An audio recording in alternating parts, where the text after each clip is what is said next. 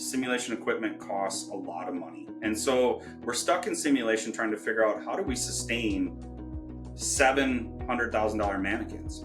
How do you sustain recording capture products that cost $250,000 every 4 years to re-up, because now we're going into cloud-based versus on-premise things?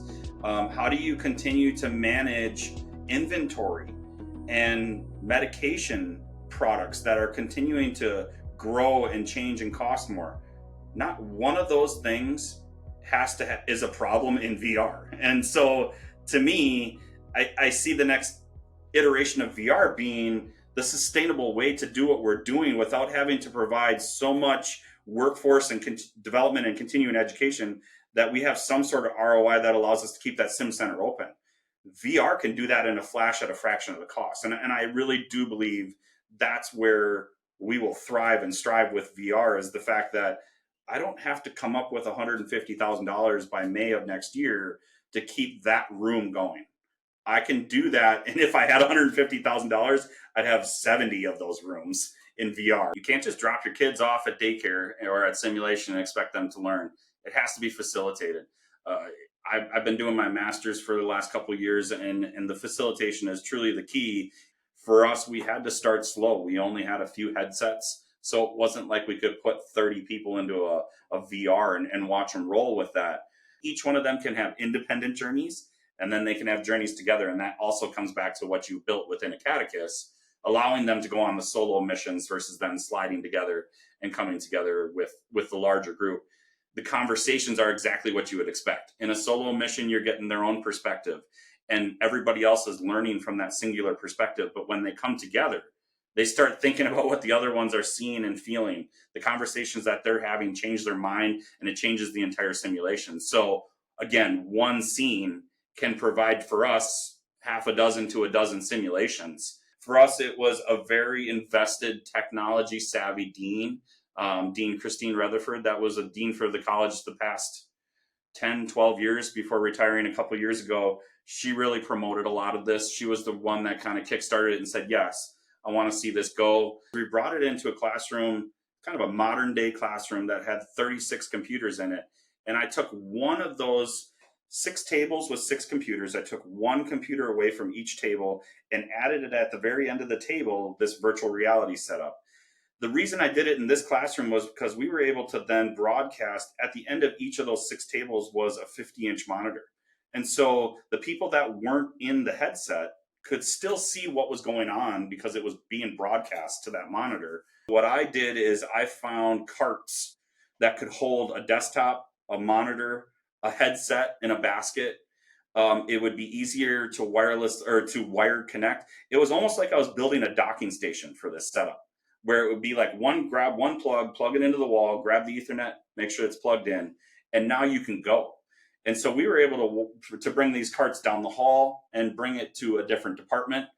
That's how I started getting buy-in from and collaborations from other departments, even ones outside of our college, like College of Science, Engineering, and Technology, who wanted to start building and helping us with some of this as well. If we don't sit here and continue to innovate while we're using the product, not only will we be losing years while we're doing that, but we're not going to get to the innovation part of it because there just wasn't enough time in the seat, kind of thing. And then you have to think of what makes us better. And then that step alone will help every iteration along the way. And that is simulation to me.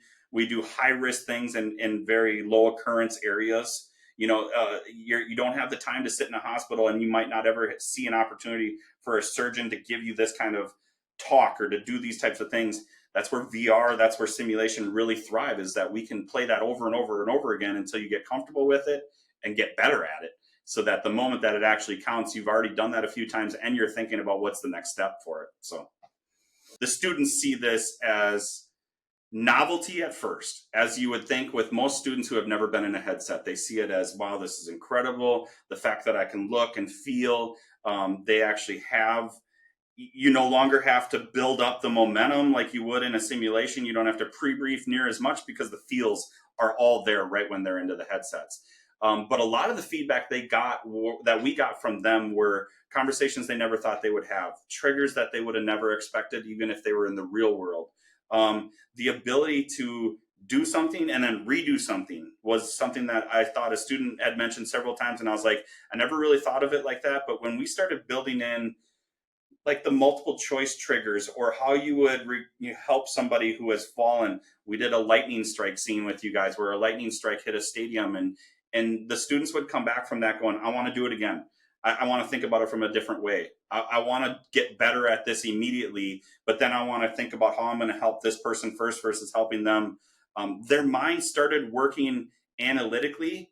And so when you think of hierarchies of learning, this isn't just rhetoric. This isn't just us saying, this is what you need to learn. You read it, you learn it, you figure it out. This was them analyzing. This was the highest levels of learning because they didn't need to know the terminology. They already had that. They had taken the course. They had been 2 months into the course before they experienced the VR. So they had the vocabulary to talk about these things.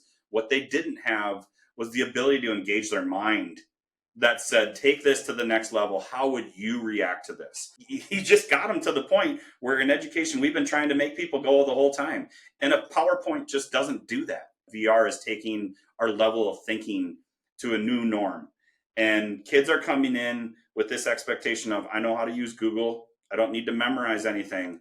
But what we need to teach them is that they do need to know the process of how to understand, how to learn, so that they can teach themselves and be consummate learners as they're moving forward. VR does it like that. I mean, VR just snaps you into it because you're in the journey. You can take that as far as you want now. You're not limited by anybody in the class, and you're not even limited by the faculty anymore, as long as they're facilitating your journey to get you to the point where you want it. The students' reaction to it really ignited me to say, this is working. It never worked for us to go to some of the VR systems that were cataloged that says, here's pre-scripted scenarios, you buy these and you use these. That never worked for us because to me, we were never developing towards either the unique patterns that they were teaching with and the content that we're teaching with, or some things that we had never thought about that scenarios will never fit.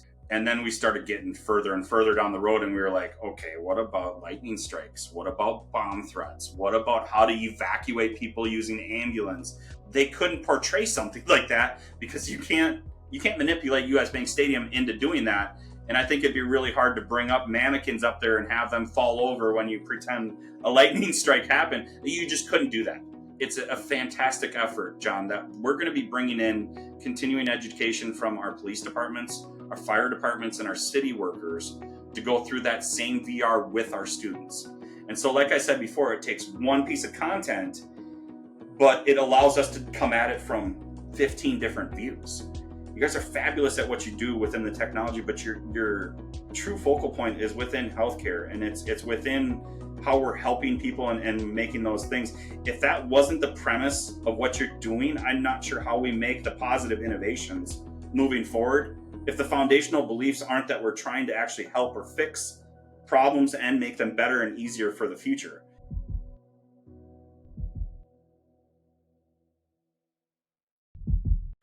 All right, welcome to another episode of the Simulation Pulse. Today we have Paul Cusick from Minnesota State University, and I'll let Paul introduce himself.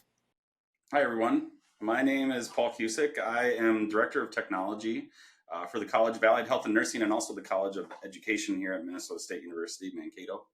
And I have been working within the simulation frame for over a decade and working with our school of nursing staff on creation and development of that. I've also been working now more recently with our VR with multiple departments across both colleges now and seeing how VR has been able to expand our educational horizons as we move forward. Very cool. How did you find your way into simulation technology? Yeah, so it's kind of a funny story. I mean, back probably 12, 15 years ago, they came to me and said, hey, will you come look at this Windows Vista computer? It's having a hard time helping this $20,000 mannequin. And I didn't know what that mannequin meant. I didn't know how a computer would connect to a mannequin. I was just there basically to troubleshoot. And what ended up spinning off from that was our very centralized IT realized that we needed to start specializing in some of these things because it was too hard to keep up with the technology and the speed of progress there. So they kind of put me in charge of that. And we started with one high fidelity mannequin, Laerdal mannequin in one room, broadened that out to 3, including a birthing mannequin from Gamard at the time in 2 rooms, and realized we need to keep growing. So a few years later, we decided to build an entire clinical sciences building, and the entire second floor was dedicated to the simulation center. That now holds 11 different simulation rooms, including a home health room, which is kind of like end of life care. It also has a OB suite, a pediatric suite, 4 different med surges, medical supply rooms. We also added a surgical suite more recently too, so that we can do integrations and help with the Mayo partnerships that we have here in town. So Awesome. That is very cool. In those early days when you had that Windows Vista machine, I love that. In those early days, like how did you figure out, like how did the simulation group figure out how to make use of those mannequins? I hear a lot of stories about those early days when, sometimes the mannequins were just sitting in boxes because nobody knew how to use them, and it was like trying to figure out like how do we use these things, and what are the best practices? How would you say that you sort of developed, or the school developed, the implementation of those mannequins? yeah, I mean, our school had a predefined, unique value for the School of Nursing in that we wanted to do a lot of family concern practice. And so it was unique in the sense that everything that they wanted to teach the students was around the conversations and how family is involved in your own healthcare. And so to start, they just wanted a conversation back and forth, something that was either scripted or ad lib, but something that they could speak through the mannequin and use the mannequin as this directive to have this conversation, or these safe spots to have these conversations. What we learned quickly was that a high fidelity mannequin can bleed, breathe, cry, sweat, do all those things, which can then add to the realism of those conversations. No longer are you talking to a plastic dead body in a bed, but now that mannequin can actually come alive. You can sit it up in the bed, and more than just the voice that's happening, the blinking that's happening, the tears that might roll down its face, the different things that we could do was all stuff that they needed IT to help them understand what it could and couldn't do, how to make those functions happen, and we needed them to kind of provide the content, so we knew what direction they wanted to go in.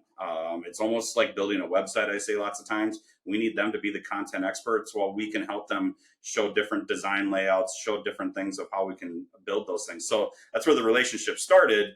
Then you start progressing to IT needing to be more in tune with what's going on. So I started in investigating, going to conferences, learning about what the mannequins could and couldn't do, almost like learning what a car can do for the first time, because these things could do just about anything and everything. Skip forward 10, 15 years, and these mannequins are off the chain as far as what they can and can't do, and they cost as much as a car these days as well. So it sounds like in those early days, it was really important to establish that connection between the instructors and the technologists to really one without the other wouldn't make sense. You really needed to have that collaboration between those two disciplines. Yeah, absolutely. I mean, it's still to this day, especially in VR and some of these other things, but in simulation as well, you can't just drop your kids off at daycare or at simulation and expect them to learn. It has to be facilitated. I've been doing my master's for the last couple of years, and the facilitation is truly the key if you're going to hit any sort of learning objectives or things that you're going to want to do inside of the parameters of our walls. Now, anybody can walk up to these things and have an experience, but an actual formal learning experience that is dedicated to the learning objectives that they want and need in those classes requires faculty assistance. And that can come in a multitude of ways in simulation. That can come in a pre-brief. It can help in the ad lib during the actual simulation or representing a certain standardized patient, or it can happen as the debrief. And I think a lot of us know that in simulation, a lot of the learning happens in the debrief, where you can have this iterative learning effect where I don't necessarily have to be doing the things to learn from others' experiences. Sometimes they're failures, but lots of times they're successes too. And having that facilitated conversation is really what drives that. That's excellent. Yeah. How important do you think it is to include and incorporate that aspect of simulation into the virtual world? I see a lot of the virtual reality applications are really more of like a homework assignment where they're asynchronous. And, it's one of the more challenging things that we took on, and probably would have been a lot easier ways to build virtual reality software than the way we're approaching it. But we just heard instructors like you saying exactly that it's really important to incorporate that live debriefing. Is that an important dimension, element to the virtual dimension as it was with physical mannequins? Yeah, absolutely. I mean, trial and error, we jumped into it thinking, let's just see how this goes. And if we were able to build these things, could the students have that same experience? The problem was is a lot of our faculty that we were dealing with thought we were building almost like a Call of Duty, where the experience is going to be fleshed out as they go through the VR quest or the VR journey. And to me, that isn't necessarily the route that we should be taking, because the build out would be so large and take so long that by the time that would happen, the next one would have to be there. And in other words, it might take us 6 months to get to that, and then by that point we're going to need the next phase of that as well. So what I've learned working with you guys is building a sound structure in VR, and then taking it from multiple perspectives so that you can reuse that same content but use it in different ways, has helped show our faculty how they can plan, schedule, and meet the needs of their learning objectives as they go through it. Now, something you and I worked with, John, was when we were building a lot of these things, you had that sim template that they would walk through. And the first thing in that sim template was, tell us what you want them to learn, tell us how you want them to learn it, and then tell us the kind of pieces that you think fit into that. And then you guys would start to describe the world that's there. But what that really triggered in my mind was to help them also flesh out, play a couple scenarios out for the designers so that they understand when they're building these things, this is where you're going with it. That it's not going to be just a nursing room or a med surg room or a nursing central station, but that you're really looking for the communication that happens at the front desk all the way into the medical treatment rooms or the clinical rooms and all the different pieces in between, because that helps to build the realism. But in the faculty, it actually helps them to script out the next phases of how to use that content. And that's when I think we turned a corner, especially in some of the other departments that we've been using this in, is that we've built some incredible spaces. But what we really have been doing is teaching the faculty how to learn within one of these spaces, how to use the same space and use it in different places. And I think we'll get to that with some of the social work pieces that we're going to talk about here shortly. But that's been truly the key, is facilitation on what level. Because the other thing, John, that I've been looking into more recently is exactly what you described at the start, was asynchronous is really difficult at times. You can't just drop them off and expect them to have this journey without having some sort of interjection in there. And I think truly that might be where AI comes in sometime over the next 10 years, is that you can have an asynchronous experience as long as you train your AI to interject at certain points and ask them questions. How do you feel at this moment? What would you say if this happened? How would you expect this if this were to occur? And an AI can interject that without having a faculty present to have to do that. Because one of the other things that we figured out during all this is it takes a long time to get 20, 30 students through a virtual reality journey, unless they're all in there at the same time. But if they're having independent journeys, which takes a lot of time and taxes our faculty a lot, to have to spend that time within VR with them too. So if there is a way to make asynchronous a more facilitated journey, and to do that possibly with AI or something down the road, to poke and prod, to send those triggers that we learned in simulation that help to cause those things, I really think we'll turn the corner as to where VR can again be like a supplemental piece where faculty don't necessarily need to be in the room all the time. That makes a lot of sense. Yeah, there's a lot of ways in which AI could definitely inform the future of virtual simulation, from, somebody playing the role of the actor. You don't have to have a patient actor, and, like you say, facilitation and being able to really get squared up with where the student is at and provide a virtual simulation that matches their ability level and challenges them at just the right amount. All of that stuff is going to be revolutionary. And, hopefully we're staying on the cutting edge of that. We're doing some R&D work on behind the scenes at pretty early days. I think we want to make sure that we can roll this out in a safe way. It's one of my concerns, is that there's sort of this rush into AI in the simulation space, but I think student safety is really important. And right now, we don't really fully understand exactly how these systems are working. The people that are building these large language models, in many cases, don't really understand exactly how it works behind the scenes. So we're on this collective learning curve, and I think we're together with the AI community trying to understand where and how we can fit that in. But you are absolutely right; it's going to be a major part of the future, because of the many ways in which it could be useful. I wanted to back us up a little bit and ask about one of the questions I know a lot of people are looking for, or a lot of questions that people have is, how did you build support for the virtual simulation component, right? So, multiple aspects of that question would be, how did you get faculty buy-in? How did you fund it? How did you convince, the powers that be to fund something like this, and that sort of thing? If you could provide us with a little bit of insights into how you made this all come together. Yeah, so for us, it started within the nursing community. I think, the pandemic set an expectation of something that we could do supplementally. Again, we were in early days trying to figure out how to do that. But with the loss of our in-person simulation, we needed the next iteration of something that could handle that. Now, that might have been where this started, but it's definitely not where it ended. And another component to that would be, we had people coming to us expecting to build $250,000 rooms, like a surgical suite, and then they would ask to change that within 6 months. And I think once we started figuring, hey, we need to change walls, we need to change ceiling heights, we're going to be actually tearing down the stuff that we just built, whether it was 6 months or 6 years. That got to be a very expensive endeavor to try and figure out how we were going to do multiple different things and include other different groups. So for me, it was an easy sell to our dean to say, hey, you just got done trying to build or fund a partnership with our local group, which was Mayo Health Systems, to spend $250,000, and they already want to make changes that are going to cost a lot of money. And for me, within VR, I said I saw that we could do 17 of those at that same cost. I could build that room in a multitude of different ways at that cost. And that's allowed us to just get in the front door.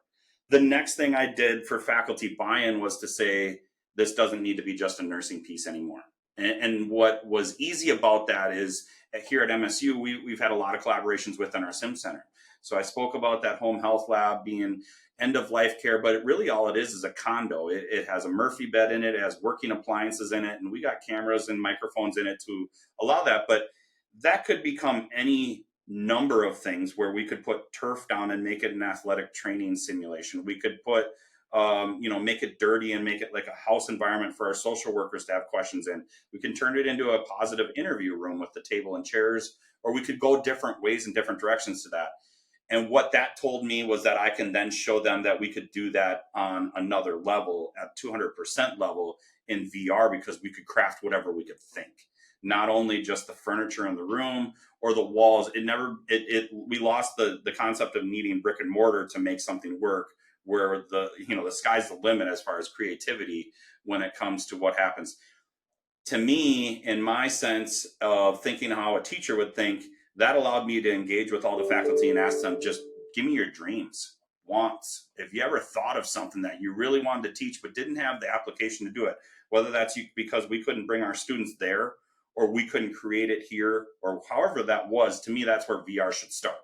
Now, you might have to take iterative steps to get to that final dream or whatever that's going to be. But for me, that was easy to get them dreaming and get them positively changing that way. That allowed us to get a lot of faculty buy-in. The next step with faculty buy-in, though, and with any execution of technology is the implementation. How did that work? For us, we had to start slow. We only had a few headsets. So it wasn't like we could put 30 people into a VR and watch them roll with that. But starting with the upper echelon classes, starting with students that were really invested with that, and watching how the faculty wanted to have that conversation with those students, really allowed me to showcase that this can go somewhere. We got more invested within the headsets, allowing us to do more. And then conversations that you and I have had, John, about having everybody in the same room versus having separate rooms because of the audio overlap outside of a headset versus inside of a headset, where those conversations happen. Then you start figuring out where can we have these places, and can I bring headsets directly into the classroom, or can we bring them out? I want to back up 1 second and state that during the pandemic, with the ability for them to see Acadicus from a 2D perspective on their own computers was a game changer for us. Now, we did have to build up a computer lab here on campus and have them remote into it, but their ability to see that world during the pandemic uh, allowed us to keep going forward versus really coming to a stop or slowing down because they couldn't come on campus. We couldn't get them in the headsets. What we could do is continue to have them build the world with us, though. Give us good feedback, have some experience, even though it was only in a 2D platform. So that was a big thing for us to keep the momentum going. And eventually we came out of the pandemic and said, well, we need spaces that allow this to happen. So we have one large space with 5 headsets in it right now, but we also have 4 separate spaces that you can have individual journeys together with, that overlap and that audio overlap won't happen.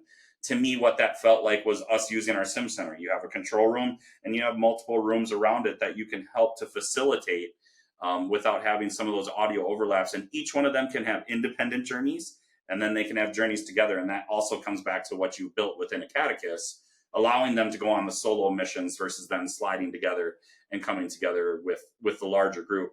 The conversations are exactly what you would expect. In a solo mission, you're getting their own perspective, and everybody else is learning from that singular perspective. But when they come together, they start thinking about what the other ones are seeing and feeling. The conversations that they're having change their mind, and it changes the entire simulation. So again, one scene can provide for us half a dozen to a dozen simulations because of the different ways and the different people that can be involved in it. So I think I got to all that. A little bit about funding for us was majorly about the buy-in from our dean.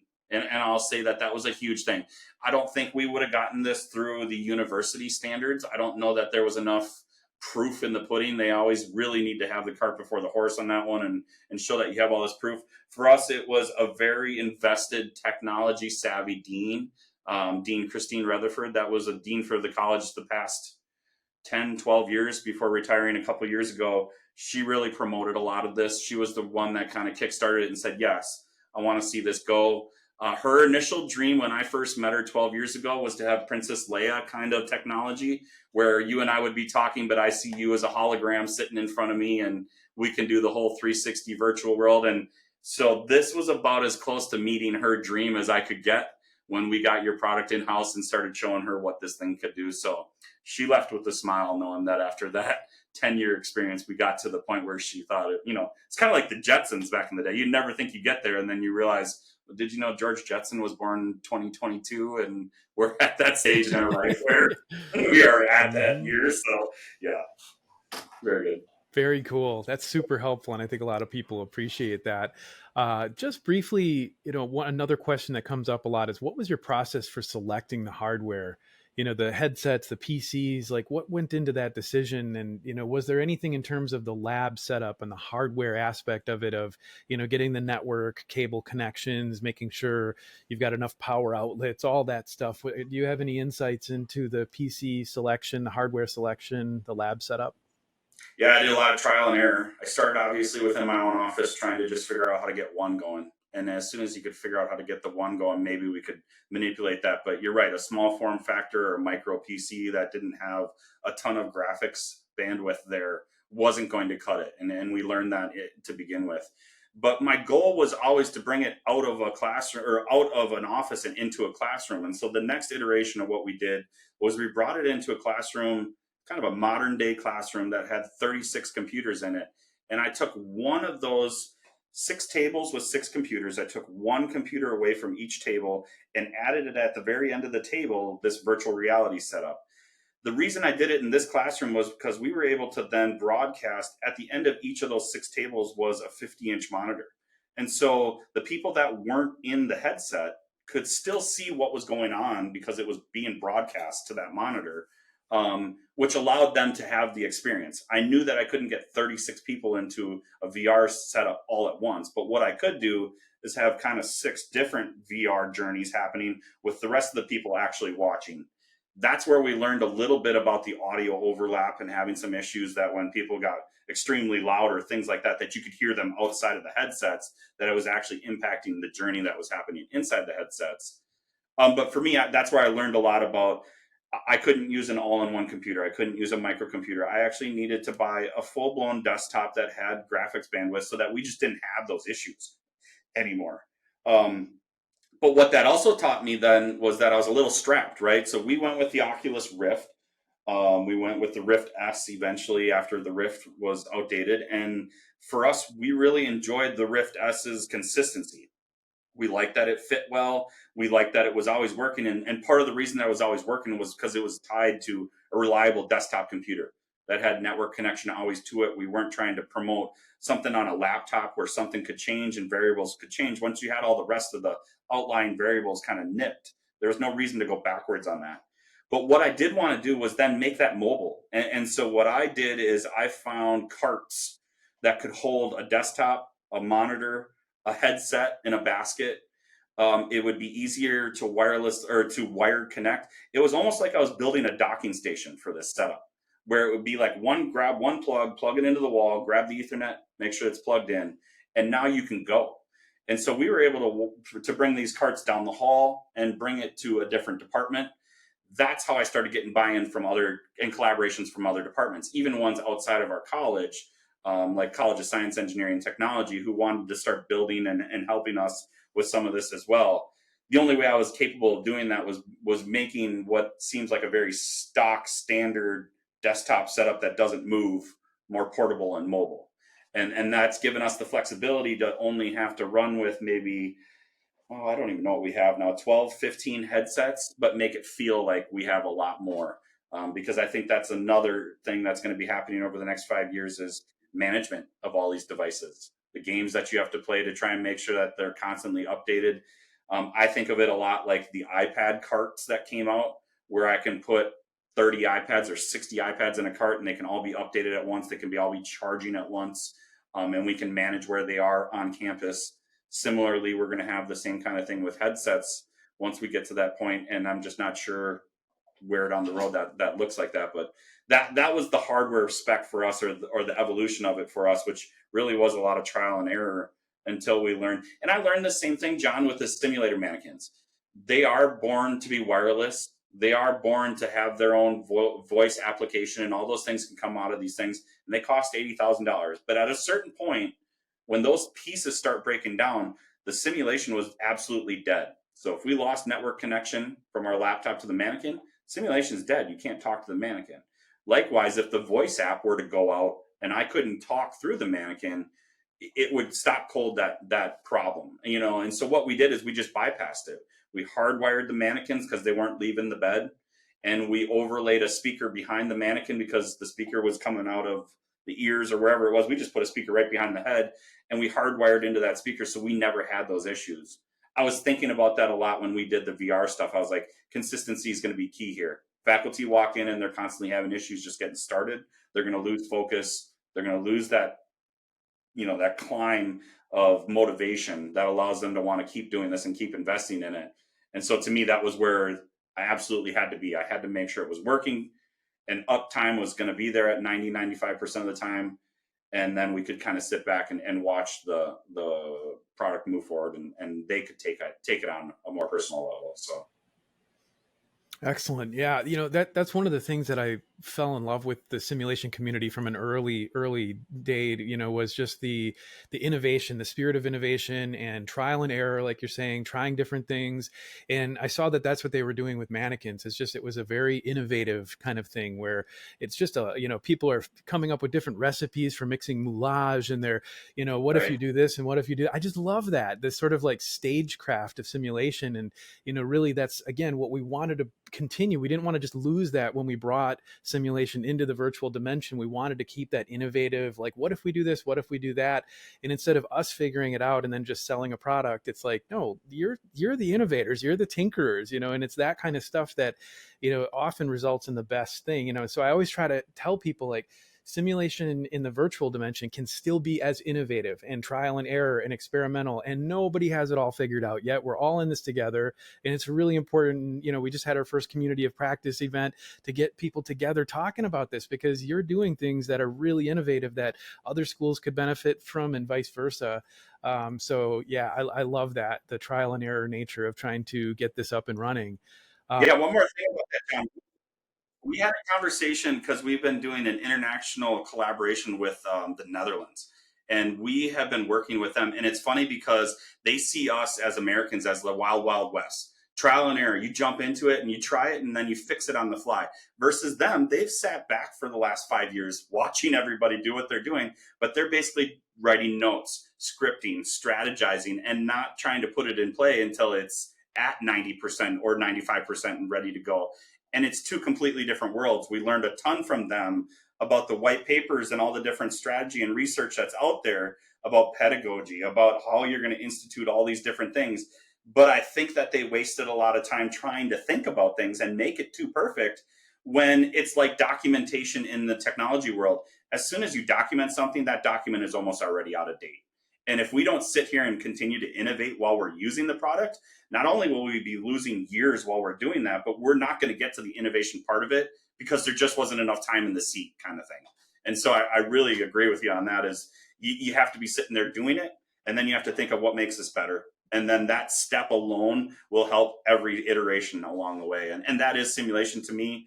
We do high risk things in very low occurrence areas. You don't have the time to sit in a hospital, and you might not ever see an opportunity for a surgeon to give you this kind of talk or to do these types of things.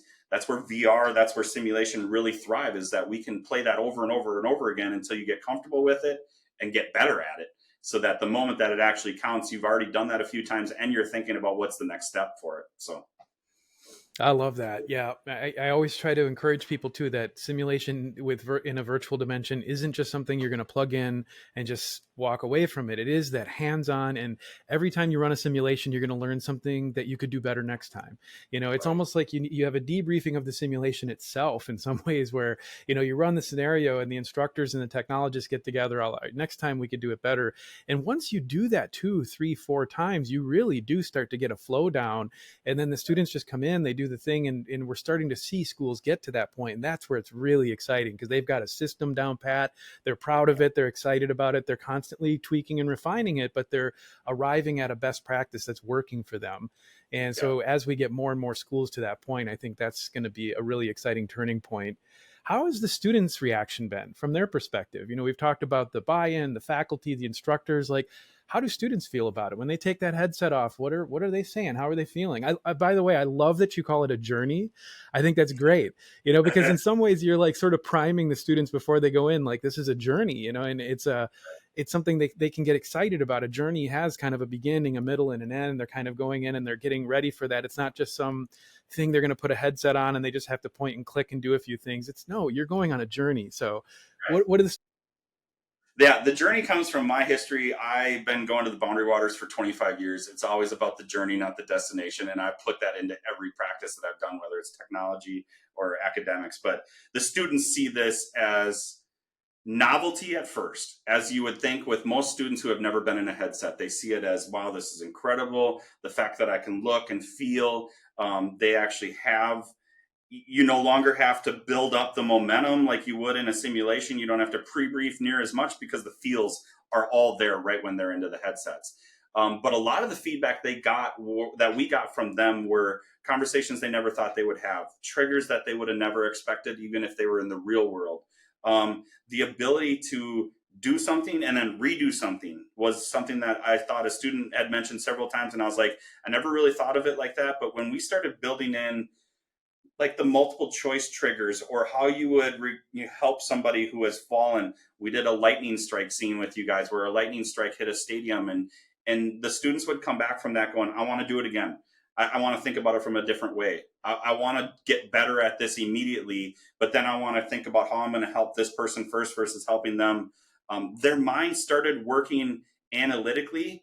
And so when you think of hierarchies of learning, this isn't just rhetoric. This isn't just us saying, This is what you need to learn. You read it, you learn it, you figure it out. This was them analyzing. This was the highest levels of learning because they didn't need to know the terminology. They already had that. They had taken the course. They had been 2 months into the course before they experienced the VR. So they had the vocabulary to talk about these things. What they didn't have was the ability to engage their mind that said, take this to the next level. How would you react to this?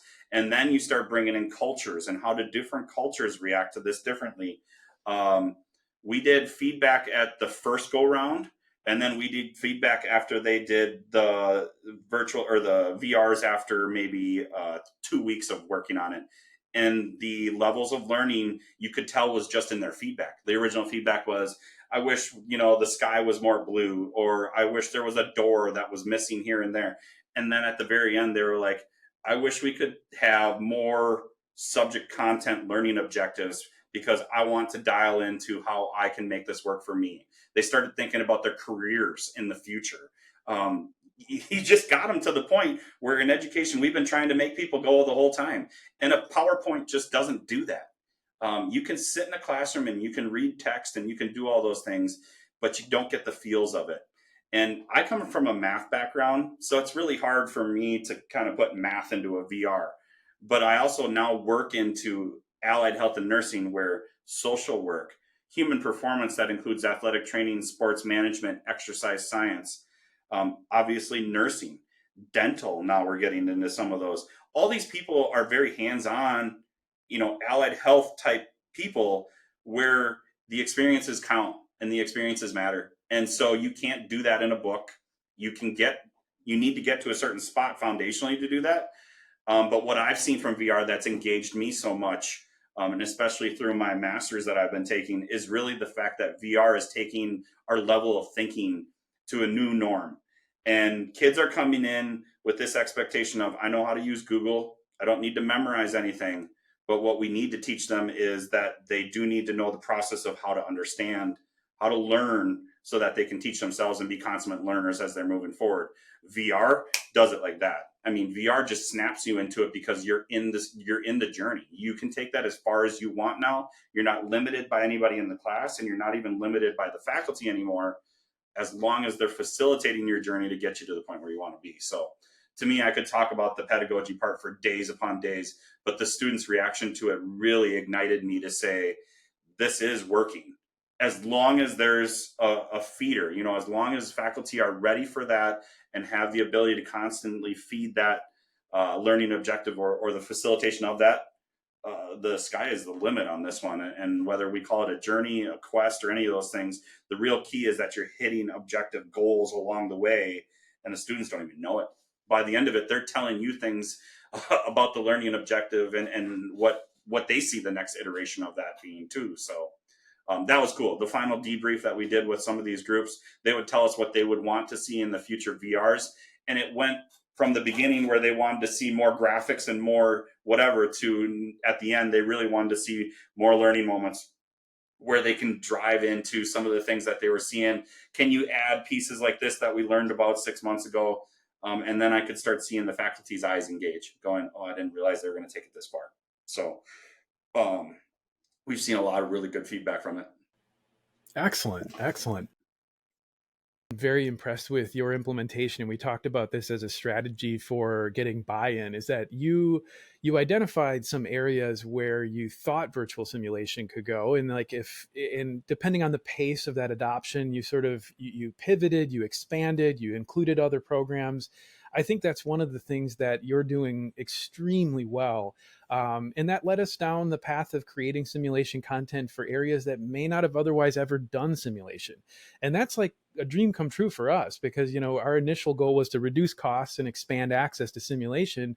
And I think part of expanding access isn't just bringing it into rural and remote areas, but also divisions and departments that don't otherwise use simulation, because the nursing lab's already taken up, it's already got a high throughput, you can't just go in there and take over. But it would be cool if we ran a simulation. But if you can do this in a virtual modality, now you can bring simulation to other departments and other areas that wouldn't have otherwise done it. And you've done that really well. So I guess kind of from here, going into some of that content, like where did you start? Like what was the first implementation? I think it was the speech therapy group, wasn't it? Or Yes, it was. where was the first implementation and how did you arrive at that point? Yeah, and that's kind of crazy because the speech therapy group, the leader of that, the coordinator of that lab, is now our workforce director for simulation. So they sniped her and pulled her up, and she was like, "This is my dream job." And now she is Kate Legowski, the one that is leaning, making connections with the doctors and wanting to jump into VR. I made that connection with her because I knew that we had anatomically correct mannequins that they can do speech processes on. So 5 years prior to that initial part, I had been bringing in speech up into our sim center because they are anatomically correct through the throat. And so when they would go in and teach them about what's happening and the vocal patterns and the different things that were happening within speech, they could do that with the mannequins. What they couldn't do was have realistic conversations back and forth with that mannequin. And they needed more staged presence. They needed more standardized patience. They needed more in the room that we couldn't provide with just one mannequin. And so when I told them, what if we could replicate this room and you can bring however many assets you want into the room, they started asking questions like, can we bring a kid in? Can we have grandpa in there? Can we bring in multiple nurses? Can we have this staged effect? Because if you've ever been in some of these speech areas, one of the hardest parts is that it gets overwhelming for the person that is the patient. They are already being seen as a victim. They are already being seen as somebody that needs help. And what they're trying to present to them is a safe environment. When you crowd that room, the first thing that happens is the anxiety kind of ramps up. And so they wanted to teach them those things. They wanted to show them what that felt like. And I can't do that because I wasn't a content expert. Well, what I could tell them was that you get all those feels in simulation. And likewise, I bet you we can get all those feels in VR. And it was immediate. Once they got into VR, the ability for us to pull in or strip out assets was where you and I first started talking about characters. We were like, we need a 9-year-old girl. We need a 72-year-old man. We need multiple different kinds of nurses and doctors. And the ability to grab that asset and drop it in for you guys was easy. For us, we had to figure that process out. But for you guys to make small iterative changes like that allowed speech to just kind of take off. And that made my mind start swirling because I was like, okay, if I can do this with speech, there's got to be other ones out there. And that kind of goes back to asking faculty again, what are your dreams? Where you really want some of these things to go?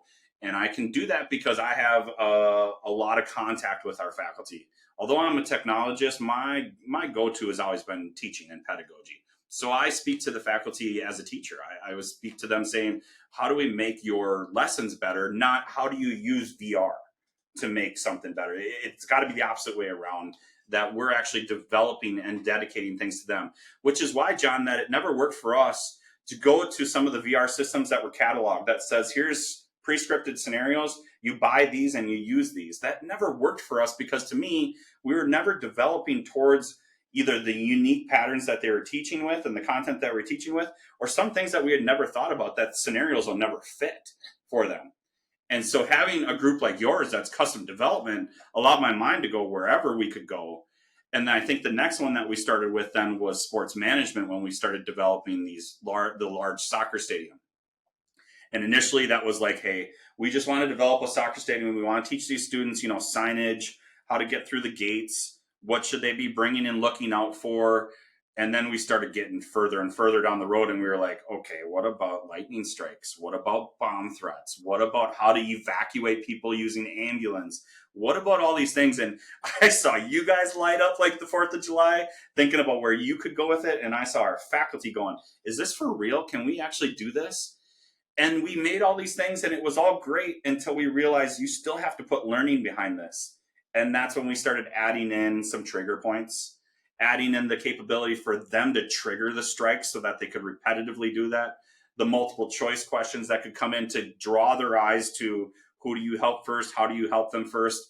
So that's really started as like a gateway of how do you enter a stadium, where are the signage, where's the trash, how do you do security, bottles and things not allowed, to full blown disaster recovery that even if our students were taken to US Bank Stadium, they couldn't portray something like that, because you can't manipulate US Bank Stadium into doing that.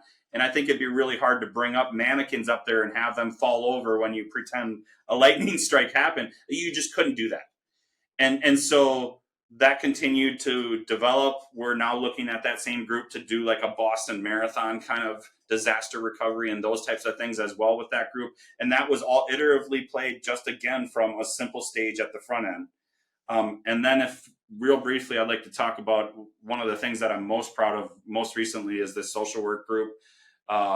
They came to us saying that they wanted to create what they call a dirty house. And so what that is if you think of it in terms of hoarding, if you think it's just unkept, unmaintained properties that these social workers have to go to with firemen, with policemen, with city workers to identify if it's a livable space or not.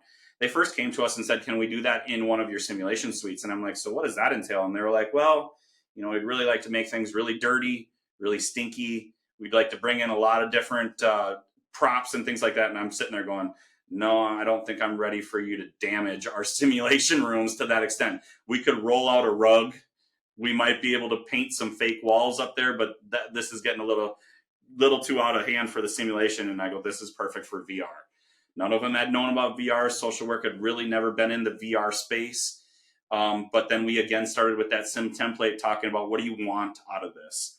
And Laura, the faculty that we work with, really just stated she comes from that experience. She had been in the world. So she basically designed it from inside her head, saying, I need a house that is so dilapidated you don't even want to step in the front door.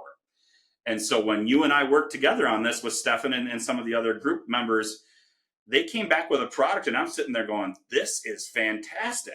And Laura goes, that is way too nice. She was like, the flag needs to be more dilapidated. The house needs to be falling apart more. You guys got to crack the stairs. There's no reason that anything should be shiny anywhere in the house. There should be trees growing out of the tub, in the sink and things like that.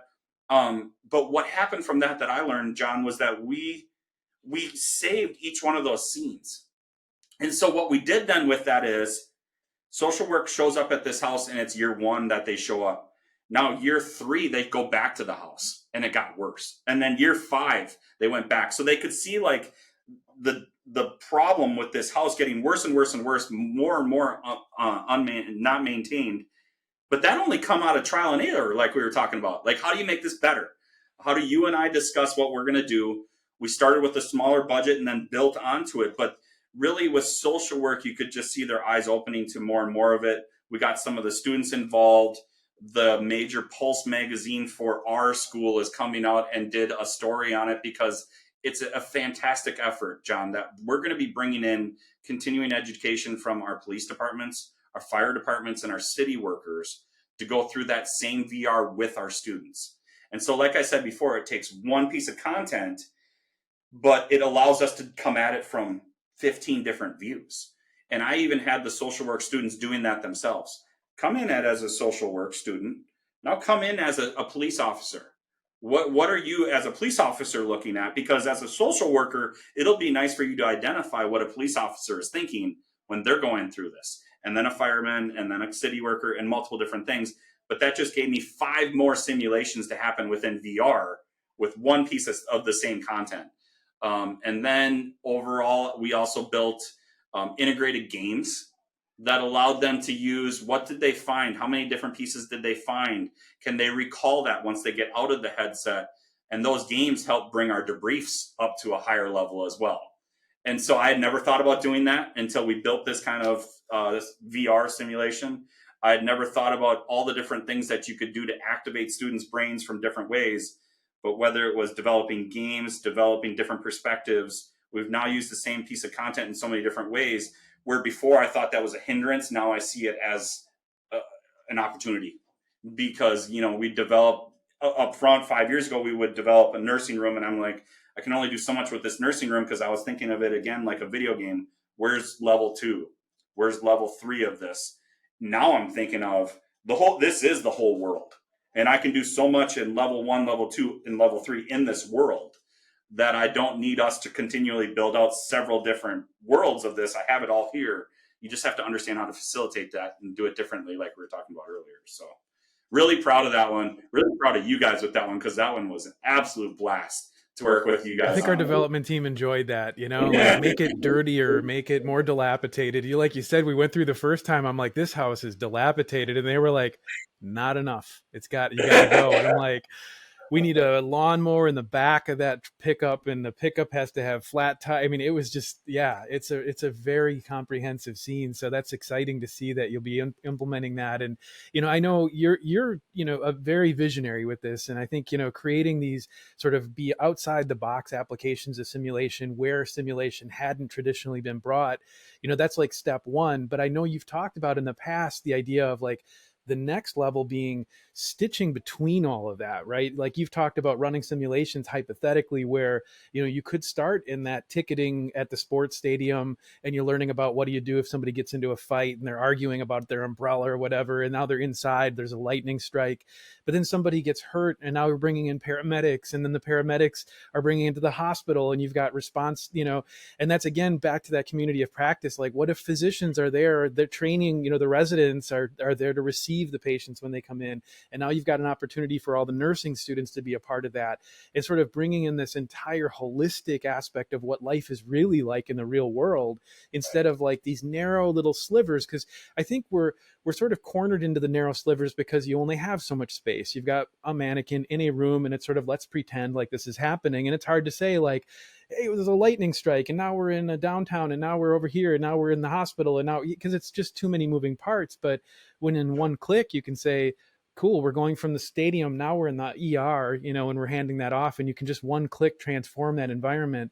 That's a truly visionary application of it, and I feel like that's the next level of where we can get. And that's part of the exciting thing about being involved with this, is like there is no limit. We can just keep on trying and building and finding these new ways. So That took kind of John building on that.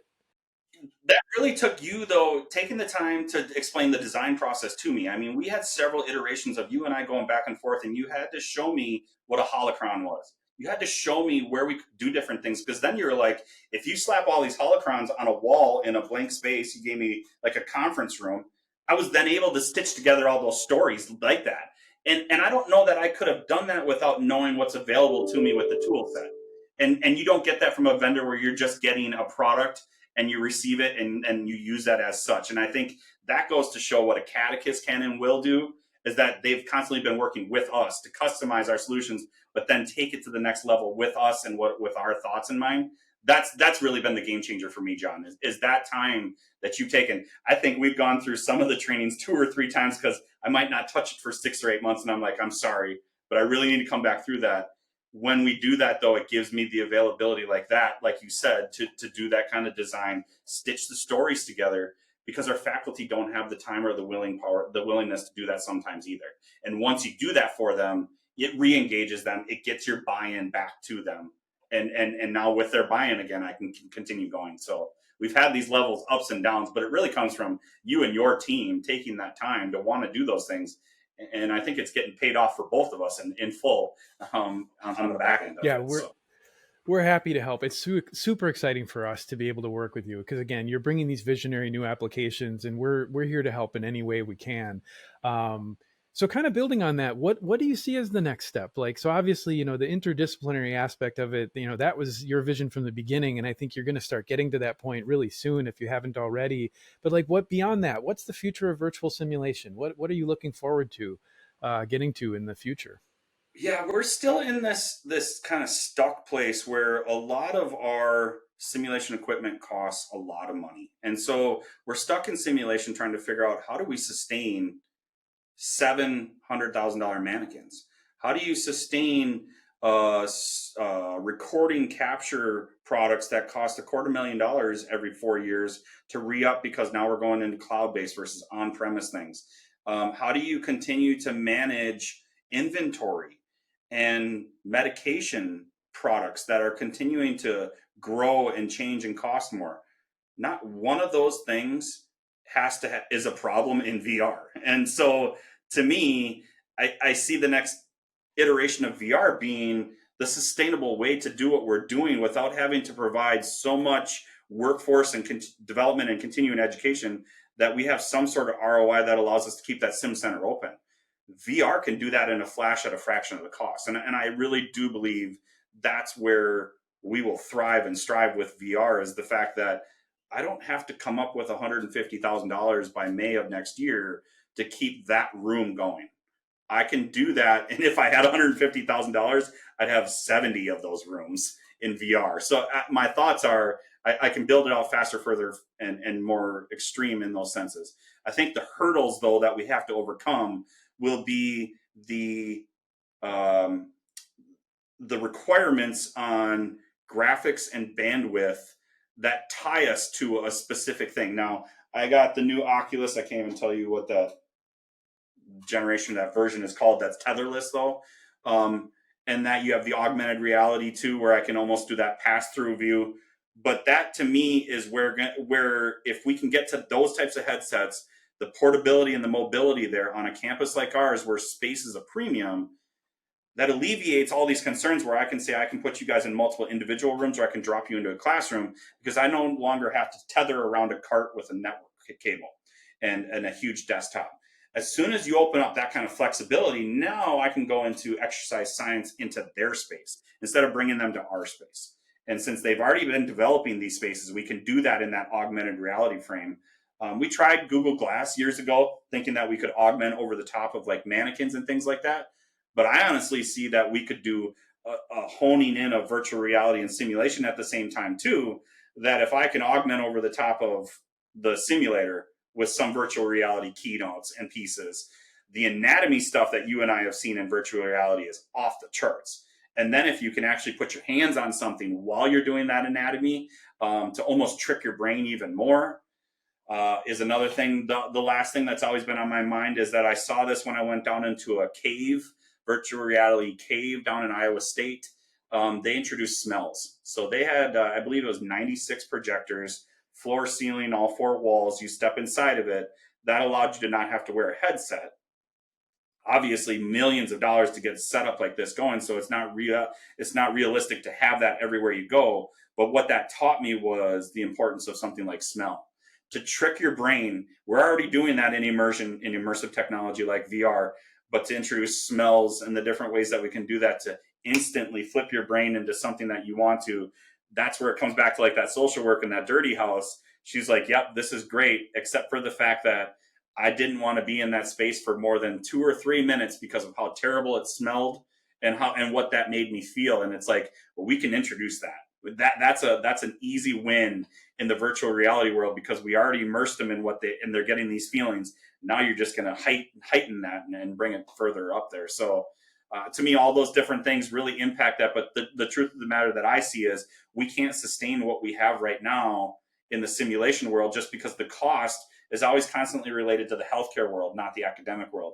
Healthcare world has budgets that are unbelievable. Academic worlds, especially at public institutions like ours, are fighting for every dime and scrap that we get.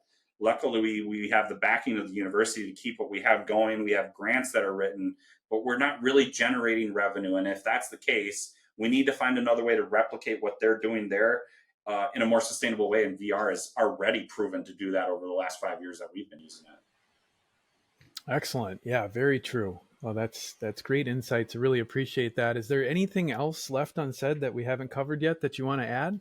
We covered a lot of ground here, Paul. This is absolutely amazing.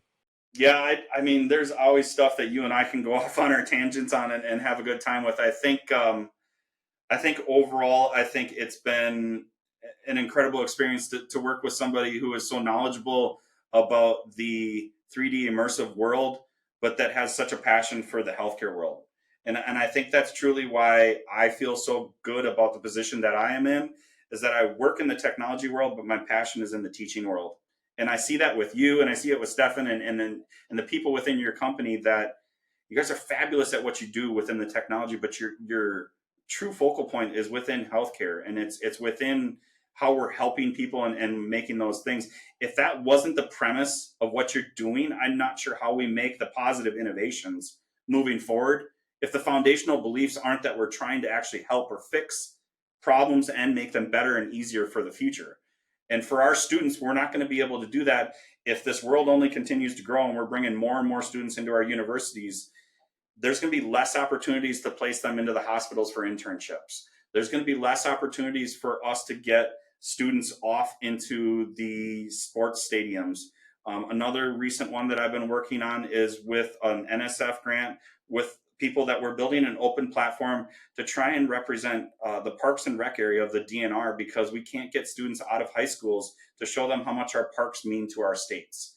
But we can do that in VR, and we can tell them about the ecology within VR, and we can teach them about those things. And the DNR is sitting there going, yes, yes, please. And then the resulting effect of going through this course is what we're going to tell the students, is that they get 1 year free to go to any state park within the state.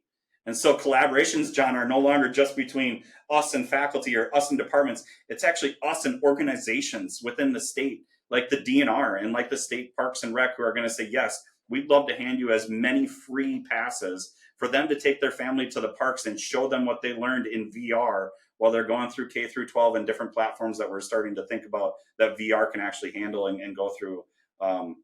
It's fantastic. It's really, it's something that I've been waiting for the connection to be made back to my roots, which is teaching and wanting to help kids. And although technology has taken me in a different realm, it's circling back to really wanting to be able to help the students and the faculty around us too. So, Very yeah. cool. Well, we really appreciate you taking the time to join us today, Paul. This was brilliant. As always, discussions with you are always exciting. I just love brainstorming and learning more about what you're doing. And, we're really just getting started. I feel like a lot of that content is fresh out of the gate. So, we'll see implementation, and hopefully we can have you as a guest in the future and bring in some of these instructors that are implementing it and checking it out and get their perspective. I know I had the opportunity to talk to Kate, who did the speech therapy simulation at the International Nursing Simulation Conference a few weeks ago, I guess, in Providence. And, just to see how excited she was about Acadicus and the implementation possibilities, she was just, full of energy and ideas about how she can expand on that too. So all those stories are so important. We want to share that, and just really appreciate you taking the time to meet with me today. Yeah. Thank you, John. Thank you for all you've done. Appreciate it.